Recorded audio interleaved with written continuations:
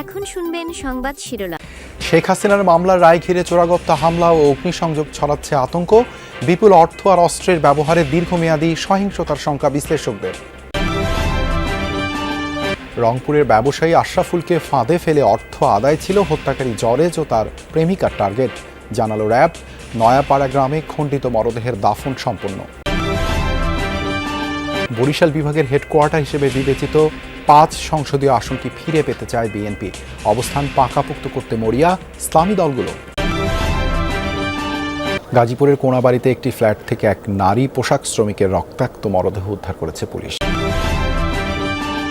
বর্তমান ডেঙ্গু পরিস্থিতি উদ্বেগজনক নয়, তবে ডেঙ্গু পরিস্থিতি নিয়ন্ত্রণে রাখতে মশক নিধন কার্যক্রম জোরদার করা হয়েছে। আসসালামু আলাইকুম। এতক্ষণ দেখছিলেন সংবাদ শিরোনাম, এখন দেখবেন বিস্তারিত। রংপুরের কাঁচামাল ব্যবসায়ী আশরাফুল হককে প্রেমের ফাঁদে ফেলে অন্তরঙ্গ মুহূর্তের ভিডিও ধারণ করে টাকা আদায় করার টার্গেট ছিল জরেজ ও প্রেমিকা শামীমার।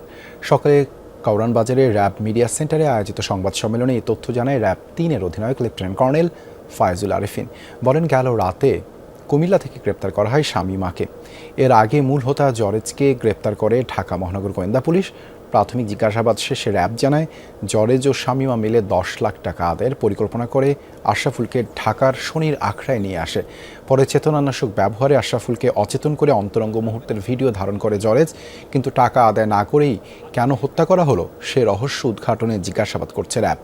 মাদকাসক্ত জরেজ ১২ নভেম্বর আশরাফুলকে হত্যা করে ২৬ টুকরো করে হাইকোর্ট এলাকায় ফেলে পালিয়ে যায়। শামীমা আমাদের যে উত্তর দিয়েছে তাতে তার ভাষ্য মতে ব্ল্যাকমেইলের মাধ্যমে ৭ লক্ষ টাকা পাবে এবং পরবর্তীতে এই টাকা দিয়ে সে মালয়েশিয়ায় গমন করবেন।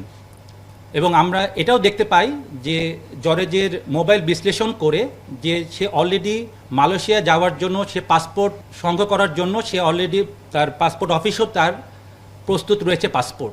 রাজধানীর জাতীয় ঈদগাহ মাঠের পাশ থেকে খণ্ডিত অবস্থায় উদ্ধার হওয়া আশরাফুল হকের জানাজা ও দাফন সম্পন্ন হয়েছে। সকাল 8:30টায় রংপুর বদরগঞ্জের নয়াপাড়া গ্রামে জানাজা শেষে পারিবারিক কবরস্থানে সমাহিত করা হয় আশরাফুলকে।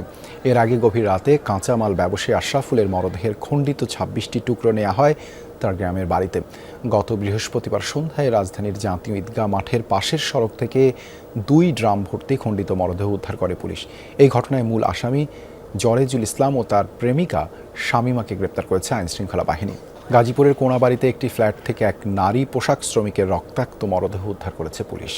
ভোরে কোনাবাড়ির বাইমাইলের নওয়াব আলী মার্কেটে এলাকার একতা টাওয়ার থেকে মরদেহটি উদ্ধার করা হয়। গুরুতর আহত অবস্থায় তার স্বামীকে উদ্ধার করে হাসপাতালে পাঠানো হয়েছে। পুলিশ ও স্থানীয়রা জানায়, স্ত্রী রহিমা খাতুন ও মেয়ে শারমিনকে নিয়ে বাইমাইলের একতা টাওয়ারের ৫ম তলার একটি ফ্ল্যাটে ভাড়া থাকতেন ইমরান হোসেন। গত রাতে দুর্বৃত্তরা ওই বাসায় প্রবেশ করে এই দম্পতিকে এলোপাতাড়ি কুপিয়ে পালিয়ে যায়। ঘটনাস্থলে মৃত্যু হয় রহিমার। খবর পেয়ে পুলিশকে মরদেহ উদ্ধার করে। গুরুতর আহত স্বামী ইমরানকে হাসপাতালে এবং মরদেহটি মর্গে পাঠায় পুলিশ। নিহতের মেয়ে শারমিনকে হেফাজতে নিয়ে জিজ্ঞাসাবাদ চলছে। এ বিষয়ে আইনগত ব্যবস্থা প্রক্রিয়াধীন রয়েছে বলেও জানিয়েছে পুলিশ।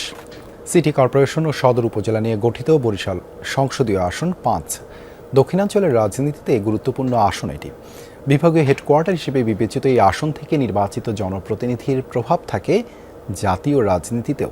তাই বড় দলগুলোর মনোনয়ন পেতে নেতাদের মধ্যে চলে তীব্র প্রতিযোগিতা।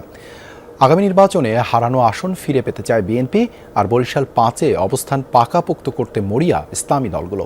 ভৌগোলিক অবস্থানের কারণে দক্ষিণাঞ্চলের ২১ আসনের মধ্যে গুরুত্বপূর্ণ বরিশাল ৫। ৩২৫ বর্গ কিলোমিটার আয়তনের এই আসনে রয়েছে বিভাগীয় শহর ও সিটি কর্পোরেশন। বরিশাল ৫ আসন থেকে নির্বাচিত সংসদ সদস্যের প্রভাব থাকে দক্ষিণের রাজনীতিতে। এছাড়া সরকারের দায়িত্বশীল পদেও থাকেন এই আসনের বিজয়ী প্রার্থী। এটা একটা পলিটিক্যাল হাব নিঃসন্দেহে, এবং কালচারাল হাব, একটা সোশ্যাল হাব, এবং এখানে পলিটিক্সটা বা পলিটিক্যাল অ্যাক্টিভিটিস বর্তমান সময় না, বহুত আগের থেকে হয়ে আসছে। বরিশাল হচ্ছে বিভাগীয় সদর, সেই হিসাবে সমগ্র বিভাগের প্রাণকেন্দ্র এটি।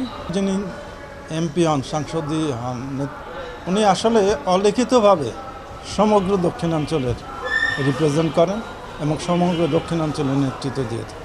১৯৯১ থেকে ২০০৮ পর্যন্ত বিএনপির দখলেই ছিল বরিশাল ৫। এর আগে 1979তেও এখান থেকে সংসদ সদস্য নির্বাচিত হয় বিএনপির প্রার্থী। তাই এ আসনে মনোনয়ন চেয়েছিলেন দলের হেভিওয়েট 6 নেতা। এবারও দলের আস্থা বিগত 4 বারের সংসদ সদস্য মজিবুর রহমান সরোয়ারি। মনোনয়নের পর দলীয় হাইকমান্ডের নির্দেশে প্রকাশ্যে ঐক্যবদ্ধ থাকলেও ভিতরে অনৈক্যের হাওয়া বইছে তৃণমূলের বিএনপিতে।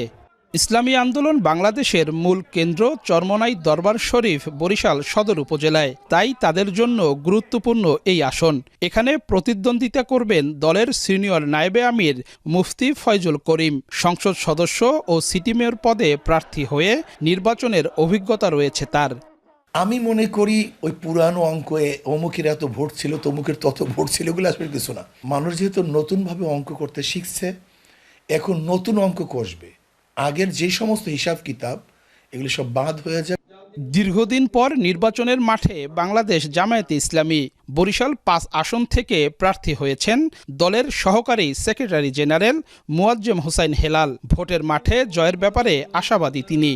জামাত ইসলামী যে সিদ্ধান্ত নিয়ে যাকে নমিনি হিসেবে মনোনয়ন দিয়েছে, তাদের সেই ভাইকে নিয়ে তারা কাজ করতে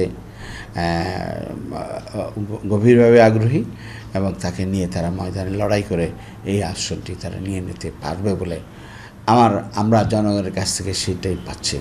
বরিশাল 5 আসনে মোট ভোটার সংখ্যা 4,93,950, নারী ভোটারের সংখ্যা 2,47,000 এবং পুরুষ ভোটার 2,46,943। হিজড়া ভোটার আছেন 7 জন।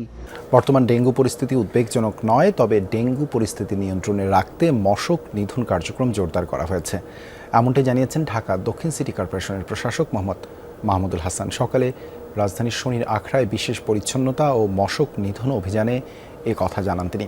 বলেন, জরিমানা কোনো সমাধান নয়, প্রয়োজন জনসচেতনতা। এডিস লার্ভা প্রতিরোধে সচেতনতা বৃদ্ধিতে নিয়মিত অভিযান পরিচালনা করছে ঢাকা দক্ষিণ সিটি কর্পোরেশন।